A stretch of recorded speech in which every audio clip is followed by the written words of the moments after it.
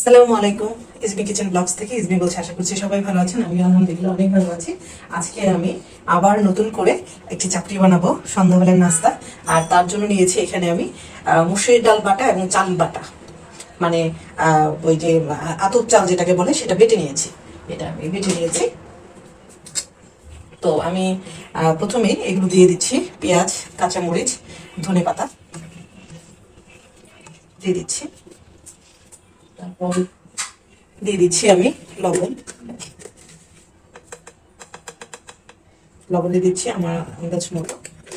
তারপর একটু হলুদের গুঁড়া দিব, হলুদের গুঁড়া দিচ্ছি। তারপরে যেটা দিব আমি সেটা হচ্ছে আপনার গোলমরিচ, যে গরম মশলার গুঁড়া যেটা বলে সেটা দিয়ে দিচ্ছি।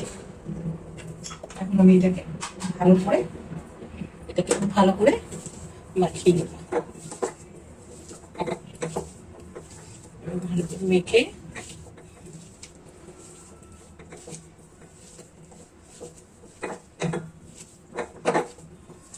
একটু ভালো করে মেখে নিলে ভালো হবে। আচ্ছা, এখন আমি এটা দিয়ে দিচ্ছি।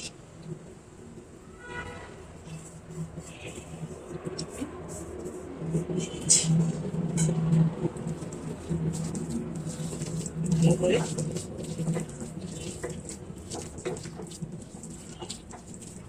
আমি ভালো করে মিক্সড করে নিচ্ছি।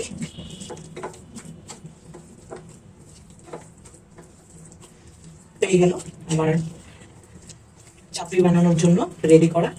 তো এখন আমি এটা চাপড়ি বানানোতে চলে যাবো। এখন আমি চুলায় চলে যাবো।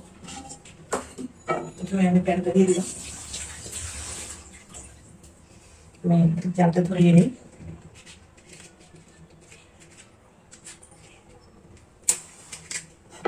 চুলাটা জ্বালিয়ে দিচ্ছি। এটার মধ্যে একটু আগে ডিম ভাজি করা হয়েছে, যার কারণে তেলটা আছে, এই জন্য আমি আর এটা করলাম না, ধুয়ে দিলাম।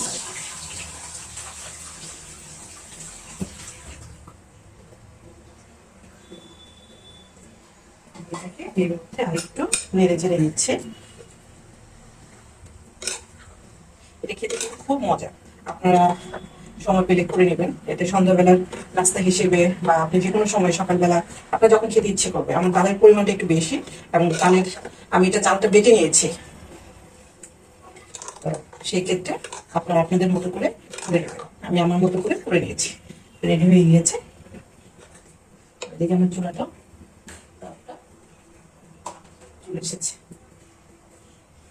রান্না ভালোই লাগে। সন্ধ্যাবেলায় বাসায় যেদিন থাকি সেদিন দেখা যায় একটা পর একটা নাস্তা বানাতে থাকি, একটার পর একটা রান্না সারাদিনই থাকি রান্না করে।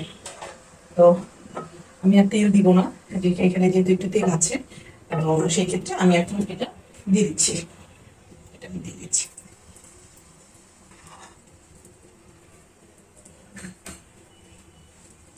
দিয়ে এইভাবে ছড়িয়ে দিচ্ছি।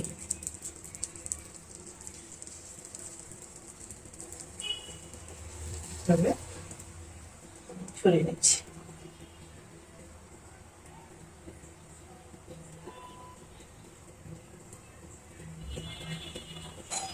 সময় পেলে করে নেবেন। তো এভাবে নিয়েছি। এখন এখন আমি এটাকে একদম পাতলা করে নিয়েছি, বেশি একটা ঘন করিনি। দিয়ে দিলাম। এখন আমি এটাতে হালকা করে একটু, আমি দেখা যাচ্ছে যে আমি একটু ঢাকনা দিয়ে ঢেকে দিব, ধরে যাবে তাড়াতাড়ি। একটু ঢাকনা দিয়ে ঢেকে দিচ্ছি। এখন দেখি এটা হয়ে গিয়েছে। এই যে এখন আমি এটাকে উল্টে দেবো। জাস্ট এই যে এটাকে আমি এখন উল্টে দিলাম।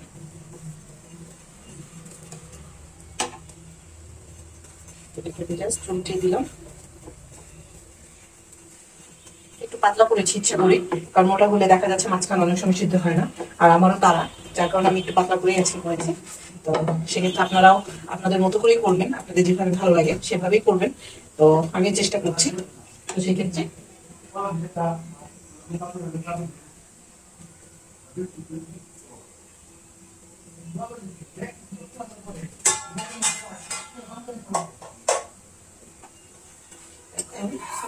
আমি উল্টে দিচ্ছি। আপনি চাইলে এটা তেলেও ভাজতে পারেন, আমি আসলে তেলটা আসলে দিইনি, দেখতে পেয়েছেন। এক একজনের পছন্দ এক এক রকম। আপনি চাইলে এটাকে তেলে ভেজে খেতে পারেন, আপনি এটা চাইলে তেল ছাড়াই করতে পারেন, মানে আপনার যেভাবে পছন্দ আপনি সেভাবেই করতে পারেন। আসলে সবকিছু নিজের পছন্দের উপরেই নির্ভর করে। তো সেই ক্ষেত্রে আমার দিলেও ব্যতিক্রম হয়নি, আমার নিজের ইচ্ছের উপরেই ডিপেন্ড করছে। তেল যত কম খাবেন তত সুস্থ থাকবেন, ভালো থাকবেন। তো এই তো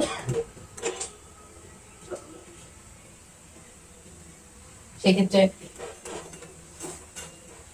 এখন এটা হয়ে গিয়েছে চাকরিটা, এখন আমি এটা উঠিয়ে নেবো এবং সেকেন্ড আরেকটা দিব আমি। এই হচ্ছে চাপড়ি পিঠা, এটা আমাদের টাঙ্গাইলে প্রচুর চলে। এটা আমার হয়ে গিয়েছে, এখন আমি এটা উঠিয়ে নিচ্ছি।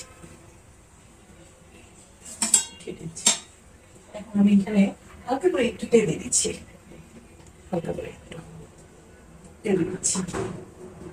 তারপরে আবার আরেকটা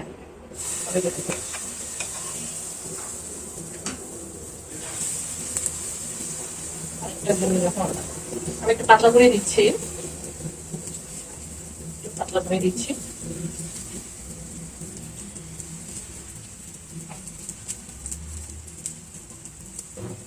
এভাবে আপনি পাতলা করে সুন্দর করে যতটুকু আটকিয়ে আছে, যতটুকু আপনি ইচ্ছে ততটুকু আপনি ছড়িয়ে নিতে পারবেন। তো সেক্ষেত্রে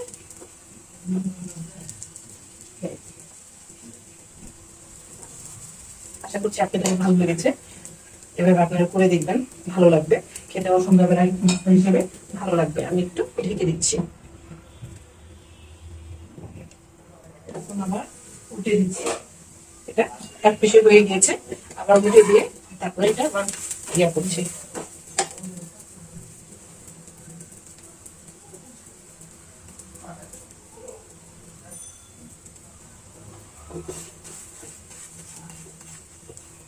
দেখতেই পাচ্ছেন কত সুন্দর হয়েছে, খেতেও কিন্তু অনেক মজা লাগবে।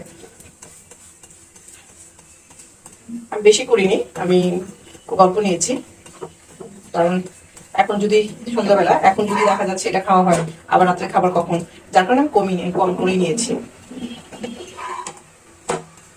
এভাবে একটু নিচে এটা হয়ে গেছে, এখন উল্টিয়ে দিলাম, হয়ে গিয়েছে। আমি এটা নামিয়ে নিচ্ছি। তো এখন আরেকটা আছে, আরেকটা আমি আবার একটু তেল দিয়ে দিচ্ছি, একটু তেল দিয়ে দিচ্ছি, তেল দিয়ে দিচ্ছি। এখন এটা আবার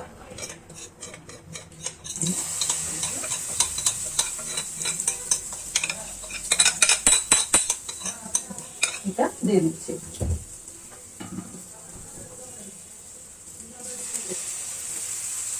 এটাকে এভাবে, এটা একদমই ছোট হয়ে গিয়েছে।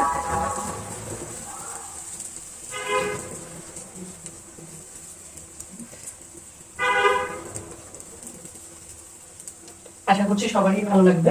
আপনারা মাঝে মাঝে এভাবে বিকেল বেলা নাস্তা বানাতে পারেন আপনাদের খাওয়ার জন্য।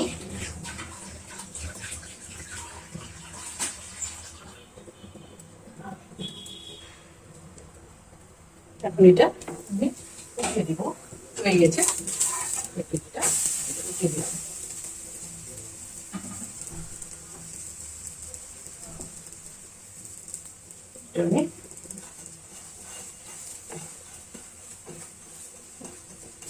আশা করছি আমার এই রেসিপিটা আপনাদের খুব ভালো লাগবে। আপনারা সময় পেলে অবশ্যই ট্রাই করবেন আপনারা। তো আমি আবার আপনাদেরকে এটা দেখালাম।